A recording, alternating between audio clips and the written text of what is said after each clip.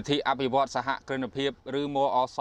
បានដាក់ឲ្យអនុវត្តកម្មវិធីវិនិយោគសាធារណៈរដូវកាលទី2និងសិក្ខាសាលាផ្សព្វផ្សាយបន្តទៀតបន្ទាប់ពីមានបទពិសោធន៍ជោគជ័យក្នុងការអនុវត្តកម្មវិធីនេះក្នុងរដូវកាលទី1កាលពីព្រឹកថ្ងៃទី20សីហាដើម្បីរួមចំណែកដោះស្រាយបញ្ហាប្រឈមដែលធុរកិច្ចថ្មីនិងសហគ្រាសធុនតូចនិងមធ្យមជាច្រើនកំពុងប្រឈមគឺកង្វះនៃលទ្ធភាពទទួលបានទុនវិនិយោគនៅដំណាក់កាលពង្រីកអាជីវកម្មវិធីនេះត្រូវបានរៀបចំជាពិសេសក្នុងបរិបទដែលរាជរដ្ឋាភិបាលទើបបានប្រកាសដាក់ឲ្យប្រើប្រាស់ជាផ្លូវការនៅយុទ្ធសាស្ត្រជាតិស្តីពីការអភិវឌ្ឍធុរកិច្ចថ្មីឆ្នាំ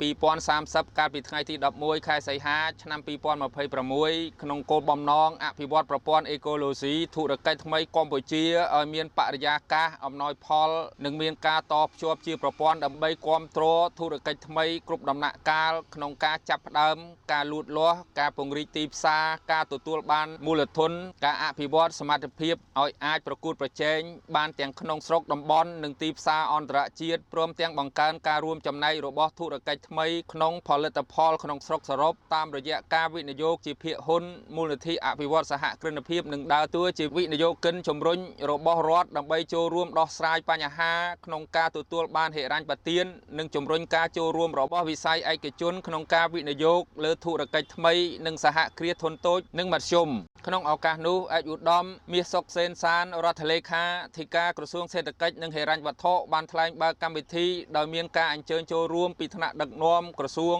ស្ថាប័នពាក់ព័ន្ធស្ថាប័នគាំទ្រសហគ្រិនភាពវិស័យឯកជនដៃគូអភិវឌ្ឍស្ថាប័នអប់រំធុរកិច្ចថ្មីនិងសហគ្រាសធុនតូចនិងមធ្យមប្រមាណជិត300នាក់ឯកឧត្តមលើកឡើងថាកម្មវិធីនេះបានឆ្លុះបញ្ចាំងឲ្យឃើញយ៉ាងច្បាស់នៅការបដិញ្ញាចិត្តរួមគ្នាក្នុងការលើកកម្ពស់ប្រព័ន្ធអេកូឡូស៊ីសហគ្រិនភាពនិងធុរកិច្ចថ្មីនៅកម្ពុជានិងការរួមចំណែកជំរុញការអភិវឌ្ឍសេដ្ឋកិច្ចជាតិប្រកបដោយនវានុវត្តន៍ភាពធន់និងបរិយាបន្នកន្លងទៅនៅពេលនិយាយពីការទទួលបានហិរញ្ញប្បទានពីរាជរដ្ឋាភិបាលទម្រង់សំខាន់ចំនួន2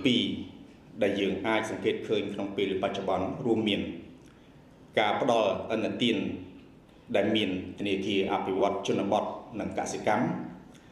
និងធនាគារសហគ្រាសធុនតូចនិងមធ្យមកម្ពុជានិង2ការផ្ដល់ជាមូលនិធិឥតសំណងដែលមានមជ្ឈមណ្ឌលបណ្ដុះធុរកិច្ចថ្មីតេជោនិងសហគ្រិនខ្មែរជាដើមនឹងបានផ្ដល់ជូនសម្រាប់សហគ្រាសឬធុរកិច្ចថ្មីចូលរួមក្នុងកម្មវិធីរបស់ខ្លួនក្រៅពីទម្រង់ទាំងពីរនេះរាជរដ្ឋាភិបាលបានចាប់ផ្ដើមសាកល្បងនៅគំនិតព្រួយផ្ដើមថ្មីដោយការដាក់ចេញនៅកម្មវិធីផ្ដល់ទុនវិនិយោគជាភាគហ៊ុន Equity Investments ដល់សហគ្រាសឬធុរកិច្ចថ្មីដែលមានសក្តានុពលនិងត្រូវការទុនបន្ថែមសម្រាប់ការពង្រីកអាជីវកម្មគំនិតព្រួយផ្ដើមនេះមិនមែនជាការប្រកួតប្រជែងជាមួយនឹងបណ្ដាញវិនិយោគិនក្នុងវិស័យឯកជនដែលបាននឹងកំពុងធ្វើកិច្ចការនេះនោះទេប៉ុន្តែដើម្បីបំពេញចន្លោះប្រហោងលើការផ្ដល់ទុនវិនិយោគពិសេសគឺទុនវិនិយោគជំរុញ Catalyst Investment ដល់សហគ្រាសឬធុរកិច្ចថ្មីឲ្យមានលទ្ធភាពបន្តនិងពង្រីកអាជីវកម្មរបស់ខ្លួនជាក់ស្ដែងបណ្ដាញវិនិយោគិនភាគច្រើនផ្ដោតលើការវិនិយោគលើផលបត្តិដែលមានទំហំថវិកាធំនិងផ្ដោតលើធុរកិច្ចថ្មីឬសហគ្រាសដែលមានភាពរួចរាល់ខ្ពស់ក្នុងការទទួលបានទុនវិនិយោគបន្ថែមពីនេះការវិនិយោគពីបណ្ដាញវិនិយោគិនទាមទារឲ្យធុរកិច្ចថ្មីត្រូវចុះបញ្ជីនិងភាគច្រើនគឺត្រូវស្ថិតនៅក្នុងដំណាក់កាលប្រតិបត្តិការ operation ទើបអាចទទួលបានការវិនិយោគក្នុងនោះ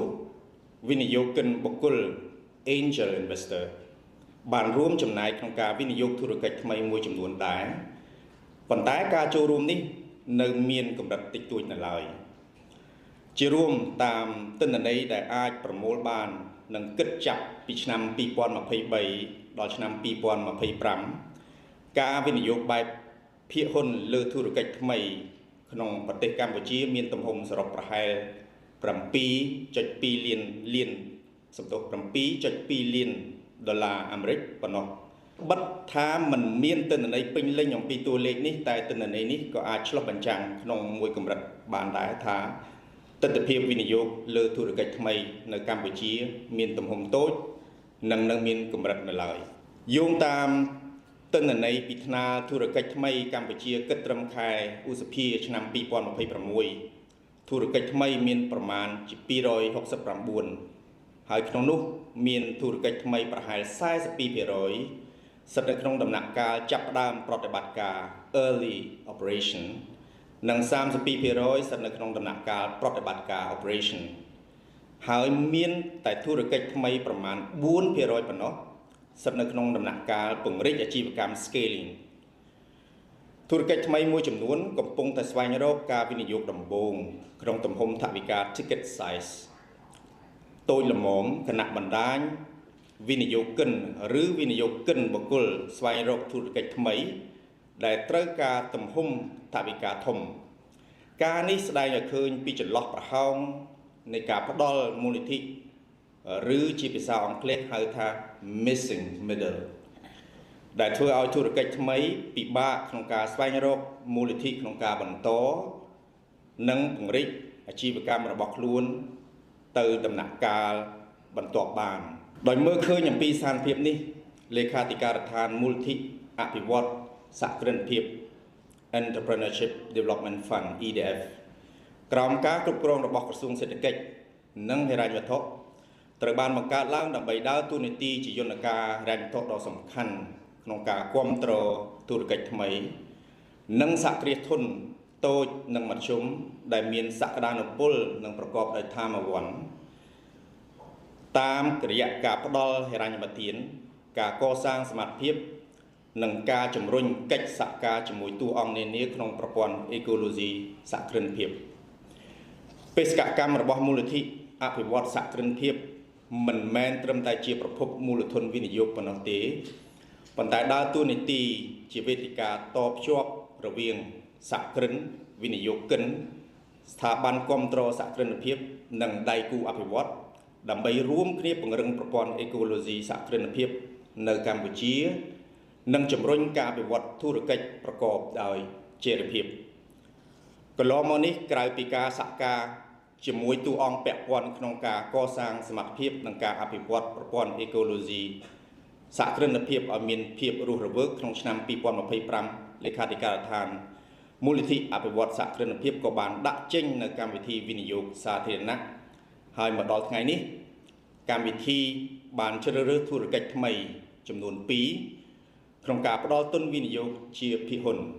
ជាមួយគ្នានោះលោកពន្លកសិទ្ធិរិទ្ធបុគ្គលិកផ្នែកអភិវឌ្ឍធុរកិច្ចនៃលេខាធិការដ្ឋានមូលនិធិអភិវឌ្ឍសហគ្រិនភាពបានធ្វើបទបង្ហាញអំពីបទពិសោធន៍និងសមិទ្ធផលនៃកម្មវិធីវិនិយោគសាធារណៈរដូវកាលទី1ចំពោះការគិតគូរជាមួយសហគ្រិននៃការរៀបចំកម្មវិធីនេះឡើងគឺលេខាធិការដ្ឋានមកអក្សរត្រូវបានបង្កើតឡើងក្នុងឆ្នាំ2019ដើម្បីជួយគៀកោវិនិយោគដើម្បីវិនិយោគទៅលើការគ្រប់គ្រងផ្នែកហិរញ្ញវត្ថុនិងមិនមែនវត្ថុទៅក្នុងប្រព័ន្ធអេកូឡូស៊ីសហគ្រិនភាពកម្ពុជាហើយស្របតាមបេសកកម្មនេះ EDF បានបង្កើតកម្មវិធីវិនិយោគសាធារណៈ Startup Investment Package ដើម្បីឆ្លើយតបទៅនឹងបញ្ហាកង្វះដើមទុនរបស់ធុរកិច្ចថ្មីឬក៏គេអង់គ្លេសហៅថា missing middle កម្មវិធី SIPP នេះមិនត្រឹមតែបង្កើតឡើងដើម្បីដោះស្រាយបញ្ហាចំពោះបុគ្គលទេប៉ុន្តែបានបង្កើតឡើងដើម្បីស៊ីចង្វាក់គ្នាជាមួយនឹងយុទ្ធសាស្ត្របញ្ចកោដំណាក់កាលទី1ក៏ដូចជាយុទ្ធសាស្ត្រនៅការអភិវឌ្ឍធុរកិច្ច National Startup Strategy ដូចគ្នាកម្មវិធីវិនិយោគសាធារណៈរដូវកាលទី2នេះរៀបចំឡើងក្នុងគោលបំណងកាត់បន្ថយហានិភ័យរបស់ធុរកិច្ចថ្មីនិងសហគ្រាសធុនតូចនិងមធ្យមក្នុងដំណាក់កាលផ្លាស់ប្ដូរពីការប្រើប្រាស់វត្ថុធាតុដើមនាំចូលមកជាការប្រើប្រាស់វត្ថុធាតុដើមក្នុងស្រុកជំនួសវិញព្រមទាំងសាកល្បងនៅការជំរុញខ្សែច្រវាក់តម្លៃ Digital និងការពង្រីកទីផ្សារបន្ថែមការអនុវត្តកម្មវិធីនេះនឹងផ្ដោតលើមូលបត្រសំខាន់មួយចំនួនដូចជាការជំរុញការប្រើប្រាស់និងធ្វើពិពិធកម្មផលិតកម្មក្នុងស្រុកសំដៅកាត់បន្ថយការពឹងផ្អែកលើការនាំចូលវត្ថុធាតុដើមនិងផលិតផលពីបរទេស2ជំរុញខ្សែច្រវាក់តម្លៃ Digital សំដៅរួមចំណែករៀបចំរចនាសម្ព័ន្ធសម្រាប់ដំណើរការផលិតទាំងមូលរាប់តាំងពីការផ្គត់ផ្គង់វត្ថុធាតុដើមផលិតផលការកែច្នៃការគ្រប់គ្រងស្តុក ភ័ស្តុភារជាដើមនិង3ការប្រើប្រាស់ថ្នាលពាណិជ្ជកម្មតាមប្រព័ន្ធអេឡិចត្រូនិកសម្ដៅពង្រីកទីផ្សារឲ្យបានទូលំទូលាយនិងមានប្រសិទ្ធភាពខ្ពស់កម្មវិធីនេះដែរនឹងផ្ដល់ទុនវិនិយោគជាភាគហ៊ុនដល់ធុរកិច្ចថ្មីឬសហគ្រាសធុនតូចនិងមធ្យមដែលមានសក្តានុពលនិងត្រូវការដើមទុនវិនិយោគបន្ថែមព្រមទាំងកំពុងស្ថិតនៅក្នុងដំណាក់កាលសាកល្បងទីផ្សារដំណាក់កាលចាប់ផ្ដើមប្រតិបត្តិការដំណាក់កាលប្រតិបត្តិការនិងពង្រីកអាជីវកម្មក្រៅពីការផ្ដល់ទុនវិនិយោគកម្មវិធីនេះក៏ជាយន្តការគាំទ្រគ្រប់ជ្រុងជ្រោយមួយផងដែរដោយរួមបញ្ចូលទាំងការវាយតម្លៃអាជីវកម្មយ៉ាងហ្មត់ចត់ការត្រួតពិនិត្យលម្អិតការតាមដាននិងការគ្រប់គ្រងផលបត្តិវិនិយោគព្រមទាំងការផ្ដល់ប្រឹក្សាយោបល់ដើម្បីពង្រឹងអភិបាលកិច្ចការកែលម្អការគ្រប់គ្រងនិងការគាំទ្រដល់ការរីកចម្រើនរបស់អាជីវកម្មប្រកបដោយចីរភាពនៅក្នុងឱកាសនៃការដាក់ចេញកម្មវិធីរដូវកាលទី2នេះមូលនិធិអភិវឌ្ឍសហគ្រិនភាពក៏បានប្រកាសជាផ្លូវការនិងអបអរសាទរដល់ធុរកិច្ចថ្មីដែលទទួលបានការវិនិយោគជាភាគហ៊ុនជាផ្លូវការពីកម្មវិធីក្នុងរដូវកាលទី1ផងដែរសូមបញ្ជាក់ថានៅក្នុងរដូវកាលទី1កម្មវិធីទទួលបានពាក្យសុំសរុបប្រមាណ80ពីសំណាក់ធុរកិច្ចថ្មីនិងសហគ្រាសធុនតូចនិងមធ្យមបន្ទាប់ពីបានជំរុះជាដំណាក់កាលមានធុរកិច្ចចំនួន12ត្រូវបានជ្រើសរើសសម្រាប់ការសម្ភាសន៍5ត្រូវបានជ្រើសរើសសម្រាប់ការត្រួតពិនិត្យលម្អិតនិង2ទទួលបានកញ្ចប់ថវិកាវិនិយោគពីមូលនិធិអភិវឌ្ឍសហគ្រិនភាពការផ្ដល់ថវិកាវិនិយោគជាភាគហ៊ុនដល់ធុរកិច្ចថ្មីឬសហគ្រាសធុនតូចនិងមធ្យមនេះគឺជាយន្តការថ្មីបន្ថែមពីលើយន្តការដែលមានស្រាប់ជាច្រើនរបស់រាជរដ្ឋាភិបាលក្នុងការអភិវឌ្ឍពង្រឹងភាពធន់របស់វិស័យឯកជន